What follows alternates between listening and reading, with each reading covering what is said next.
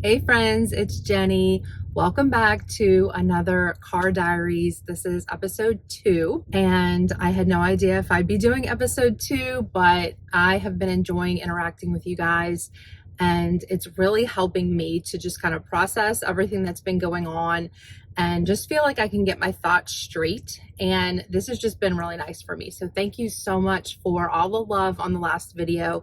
Thank you for all of your kind comments, your suggestions, your prayers, your questions. I appreciate all of it. And I just wanted to kind of continue on here and just let you know what has been going on here since I filmed that first video. So that video was filmed about 3 weeks ago. And so a lot has happened and I wanted to get you guys up to speed. And then I also want to take some time at the end of this video to just go ahead and answer your questions. So whatever questions I saw in that first video or even suggestions, I wanted to go ahead and take a moment to just engage with those and answer those here on the video rather than writing them in the comment section, just because that's a little bit easier for me right now. I hope you guys understand. I loved reading all of your comments, and the ones that I have read, I've put a heart. Typing out all the answers to the comments might not happen every single week. I might get to some, I might not get to others, and that would make me feel bad. So just know that if you have a heart by your comment, that I have read it, I have received it, I've taken it to heart, and I really, really appreciate it. So thank you so, so much. I wanted to start by saying that this Car Diary series was actually Tony's idea. So I wanted to give him credit for that, because it must have been 2 or 3 months ago. And he said, you know, I just don't think I'm going to get back to the channel with you. And even if I did sit down with you and we talked about what's been going on and what has happened, I don't feel like I'm going to remember it correctly, because, you know, his vitals have gone up and down so much, and he's had times where he remembers things and times when he doesn't, and his memory is very spotty. So he did say, why don't you just go get in the car one day and just tell him what's going on and just, you know, do a little update. And it might, you know, be therapeutic, or it might just be a good way to keep everybody up to speed so that when we come back to the channel, we don't have so many gaps. And I thought that was a great idea. I told him at the time that I would go ahead and do that. And then I never did, because to be honest, like I said in the first video, I was kind of in that freeze mode or depression mode. And I really couldn't imagine talking about what had happened. It just didn't appeal to me. So, you know, I finally did do that, posted it last week. So I'm going to continue doing that. And I let him know that I'm doing it. He is approving me sharing this information. So, and he was very happy about it. So he was smiling and he was like, I'm so proud of you. I'm so glad you finally did that. So that made me feel good. That made me feel happy. And so I feel like I'm going to try to continue on. Okay, so trying to go back to where we left off, like after the last video, I'm trying to think of how to start what has happened since. And I would say what was starting to happen at that time, right after I filmed that video, was that we were unable to get Tony in his wheelchair because he was having so much pain. So we were attributing that pain mostly to him losing so much weight. And he was just bedridden, because it was like, how can we get him into the wheelchair, you know, if he's just in this much pain, and he just doesn't seem able to tolerate sitting up and being in the wheelchair. So that was kind of the issues and problems that we were trying to work through with his nurse, with home health, and just trying to figure out why he can't sit in a wheelchair even for 15 minutes. It was so painful for him. Well, after many calls to home health and trying to figure out, you know, there's no pressure sore active or anything like that. There's nothing that we can see that's wrong. We finally got to a point where home health said, you know what, just take him to the ER, because if there's something internal that is going wrong, they'll do x-rays or an MRI or a CAT scan or an ultrasound or whatever they need to do to look inside. So she said, at this point, if the pain is that bad and, you know, he can't get into the doctor quick enough to find out what's wrong, then just go ahead and take him in and see what they can find. So we did that right away, and they found that he has a broken sacrum. So he was actually admitted to the hospital, and they were treating him for the pain. There's not much you can do for a broken sacrum as far as trying to set it or heal it, or there's not really much you can do. It just has to heal on its own, and it can take a couple of months. So the big question was, why does he have a broken sacrum? So the pain that he was having was coming on the tail end of transferring from his last hospital visit to rehab. So he had done about a month in the hospital, and then he did 2 weeks in rehab. And he said he started to feel that particular pain when he was like just getting to rehab. So like the day after he got to rehab is when he started to really feel that pelvic pain. So we were trying to think, like, did someone drop him, or was he transferred incorrectly, or what? And I mean, he was very lucid at that point. He was not going through any kind of cognition issues, cognitive delays, or impairments. So we really had no reason to think, I mean, if someone had dropped him, he would have known. So like if I wasn't there when it happened, he would have known for sure.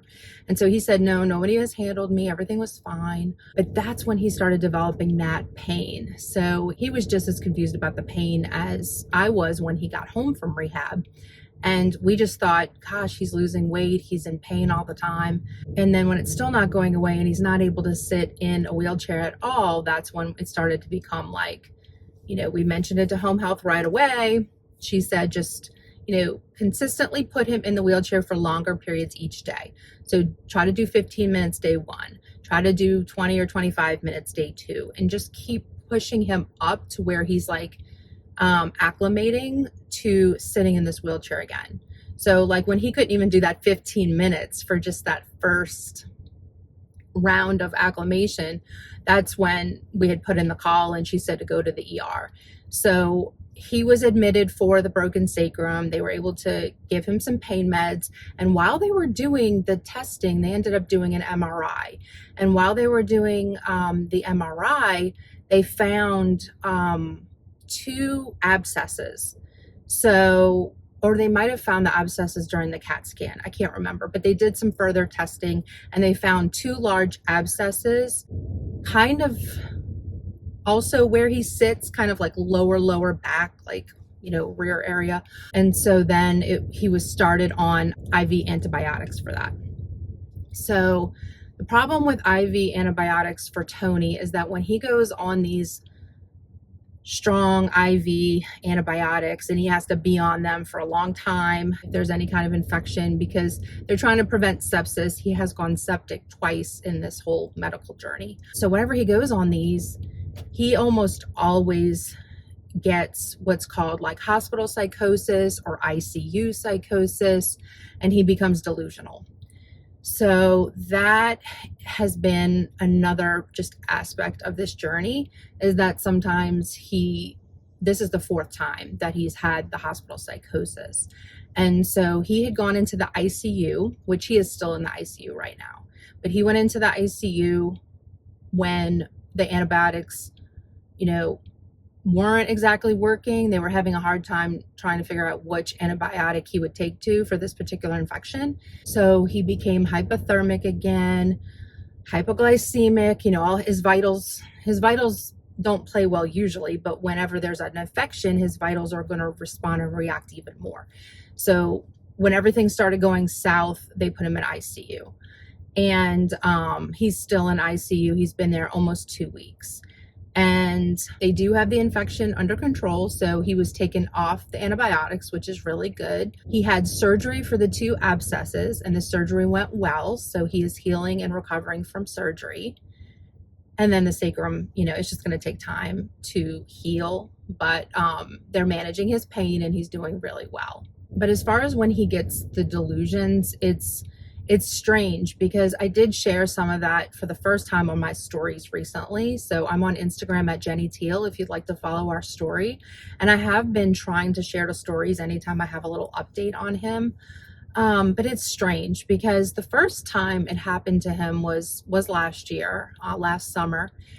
And it was a very pleasant experience for Tony. He became delusional And he was so happy. Like, he was so happy. So the doctors really weren't worried about it. They said, he'll probably, recover when he stops the antibiotics. And he did, but he was so happy. He was like childlike. He had this childlike joy about him. And it was snowing inside, and he was going to find a Christmas tree, and he was reuniting with all these like family members and friends from his past. And he was just laughing and like, he was so happy all the time. He was like, Jenny, can you believe this? It's snowing. It's so beautiful. Jenny, look at the snow. At that time, he had gone on a game show in his mind, and he went on a game show and he won $1 million. And he said that he wanted to share it with me, which was very sweet of him. And I was very excited. I've never been a millionaire. So I was very excited, and I told him that that was the best news ever. And he just smiled at me, and he's like, see, I told you everything was going to be okay because now we're millionaires. So he went on a bunch of different journeys in his mind during that first delusion. He also starred in a movie with Sharon Stone. So he became famous, which is really cool. And yeah, he was living his best life. It was all not real. It was all imaginary, but he was living his best life. He was watching movies on our wall, like in our bedroom. Like, it was just as if there was a projector playing movies on our wall, and he would just watch movies, and he was so happy. He was never bored because his mind was entertaining him 24/7. So that was our first experience with hospital psychosis. It was very pleasant, very okay. It was a little worrisome, obviously, because, he's not in his right mind, but it was not scary at all, because I knew that the doctor said he was going to be okay, and that it was a reaction that can sometimes have. The real issue is, like, would he go back to baseline? Because if you don't go back to baseline, then obviously that is a problem. He did go back to baseline, and everything was okay. So I exhaled, realized everything was okay, and we moved on. Unfortunately, the last 3 have been completely opposite. He's very, very angry, very frustrated, very confused. He doesn't know what he's doing. He has no idea. And he just gets so mad. And those are the ones that I have been more worried about. Those are the ones that I've been, that have made me cry a little bit and made me sad and made me, like when I visit him, he doesn't know who I am. And he'll tell me to leave the room, and he'll tell me, just, I don't want to see you, just go. And who are you? Why are you in my room? Those are a little harder. So these last 3 have just been not fun. And this most recent one was not fun either. And then, it did go away. So he isn't still in ICU, but since he's not on the antibiotics, he's come back to his right mind, which is really, really good. Not all people do. I have read a little bit on hospital delusions, and not everybody comes back. So some people stay in that state, and that is really scary.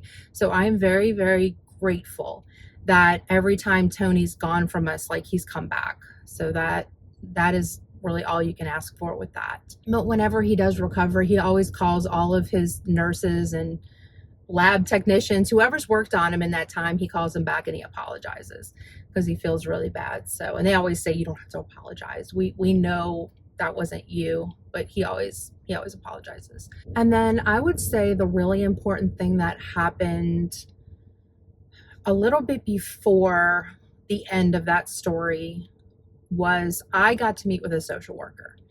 And this is the first time I've really had a chance to sit down with a social worker.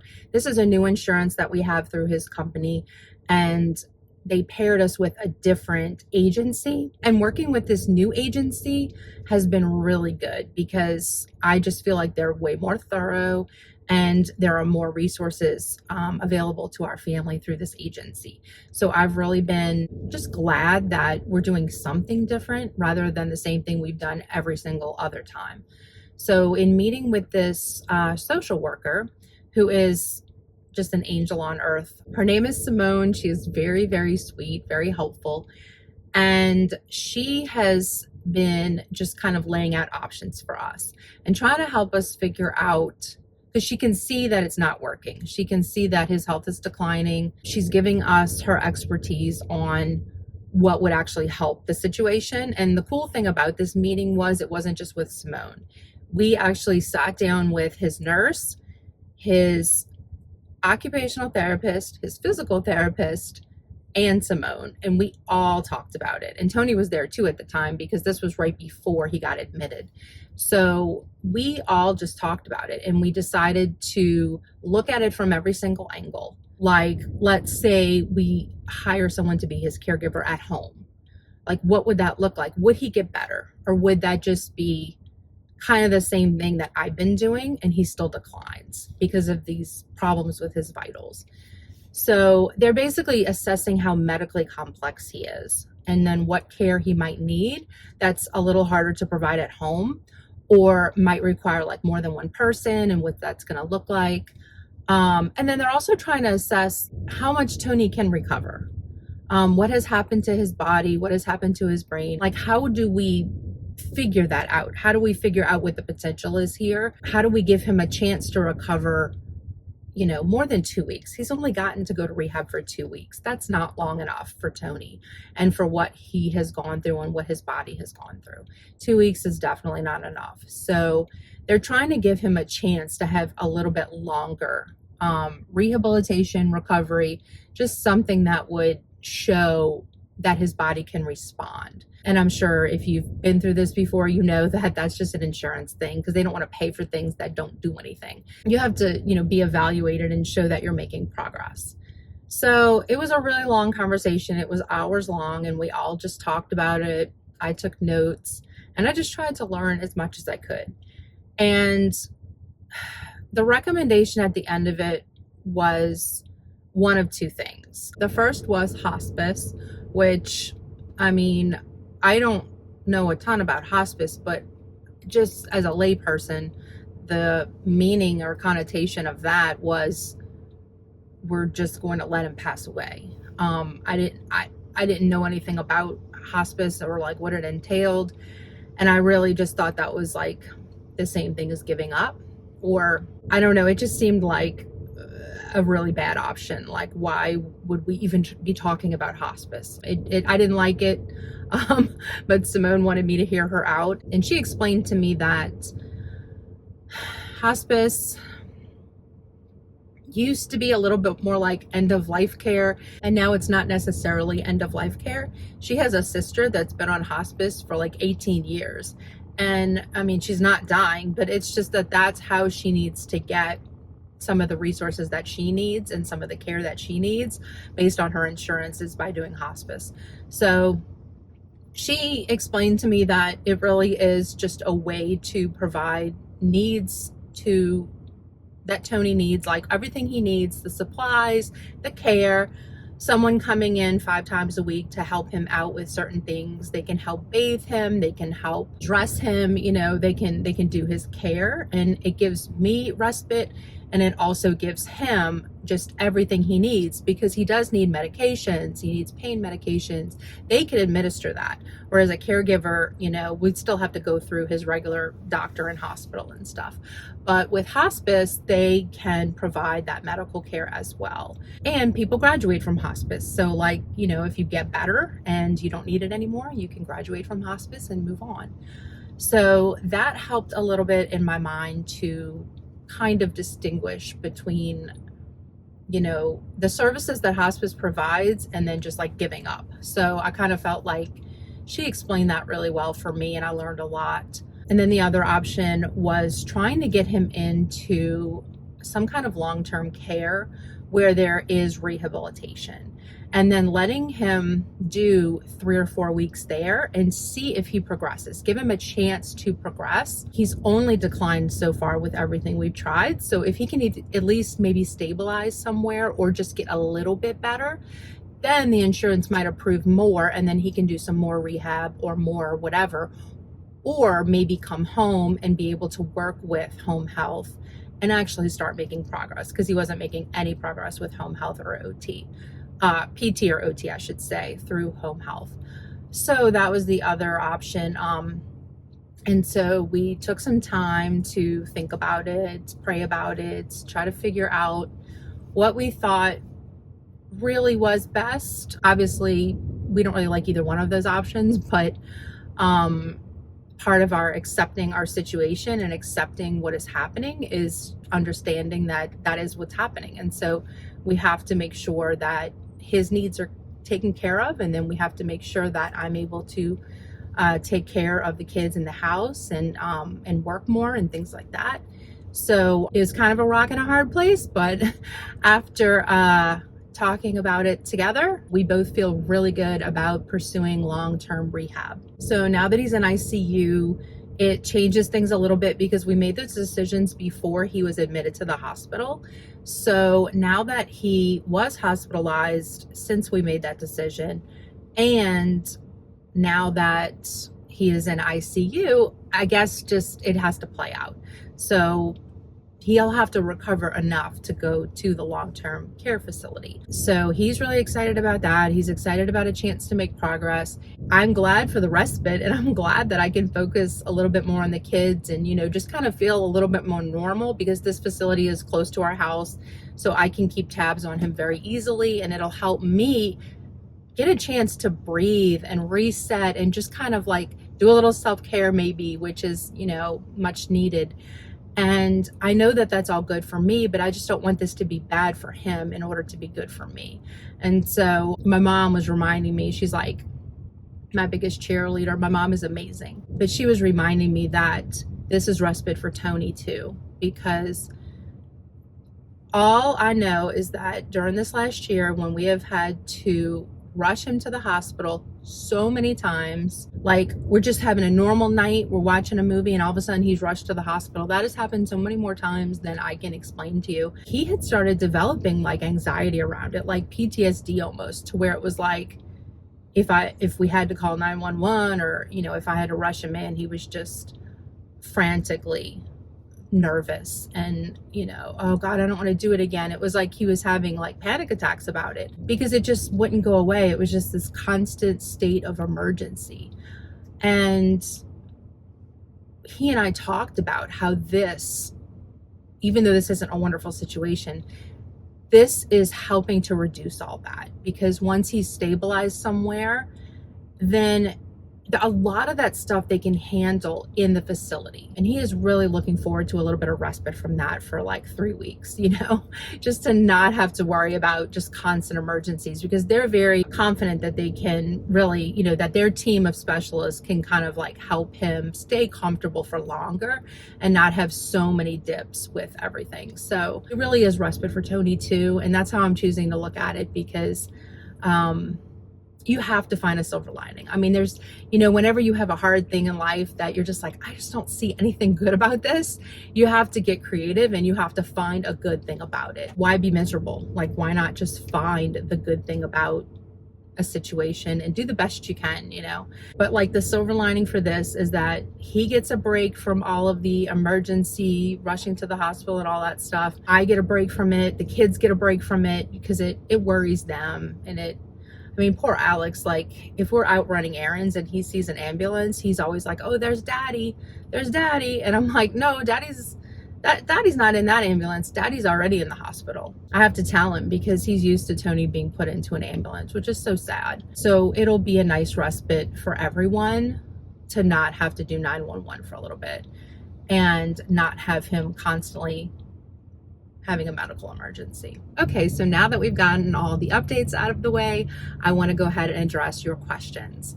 So in my last video, I saw a question about ALS. Does Tony have ALS? Tony does not have ALS.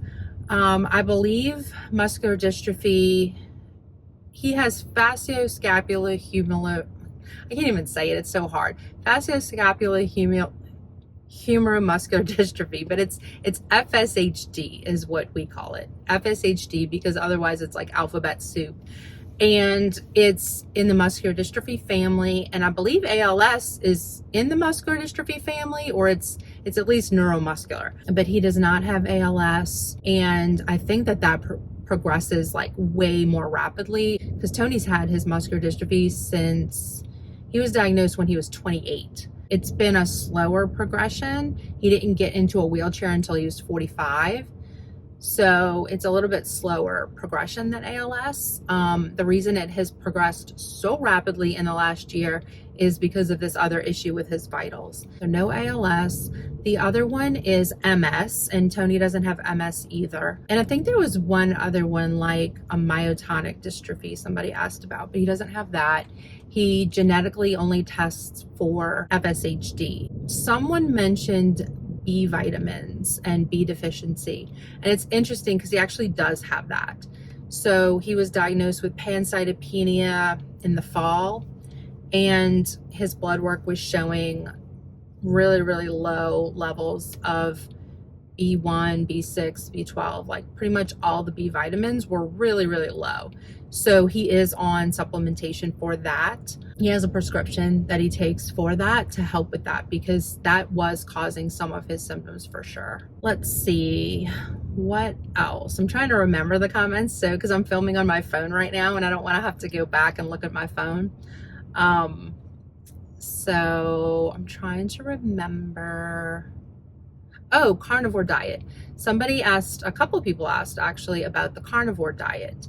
So that's funny that you said that, because Tony actually was very, very interested in the carnivore diet pretty much right as this started to happen last summer, when he started to feel bad and everything was going south and we weren't getting answers. He was researching, and he actually did look into the carnivore diet, and I think he's still pretty interested in trying it. The only problem with that is that he hasn't been able to eat solid foods in a really long time.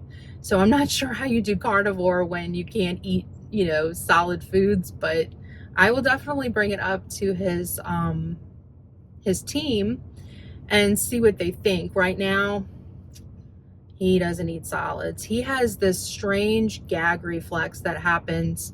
It doesn't happen every time he tries to eat, but it's happened enough times to where he's kind of put off by the idea of eating, and he just doesn't like to eat. So he just does nutritional shakes, and he's been like that for months now.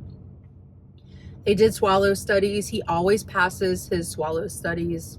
So it's not like he can't physically swallow. He definitely can swallow. It's just because he has this gag reflex that has to do with like the way the food smells or feels in his mouth. Like, you know, he has like an aversion to food. So in this past year, you know, he's eaten very little food. He's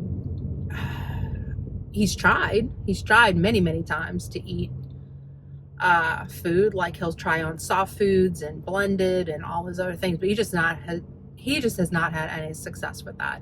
So he's not eating right now. He's being given an IV, and then he does nutritional shakes. But I will definitely ask, because if there's a way that, you know, if they think that that would be good for him and there's a way to do it, I'm sure he wouldn't be opposed to it. So thank you for those comments. Okay, well, I feel like this video is really going to be long, so I want to go ahead and wrap it up now. I just want to say thank you again for spending time with me. Thank you for following our family's journey. Thank you for your love and support and for your prayers. We appreciate them so much. If you have any questions for me, please leave them in the comment section of this video, and I'll go ahead and address them next week. Also, if you'd like to support our family, this channel is actually monetized. So if you just binge watch our videos from the past, like if you want to go to the, you know, binges from the beginning type of situation, it would help us so much right now. It would just give us that extra little income that we're going to need to survive all this.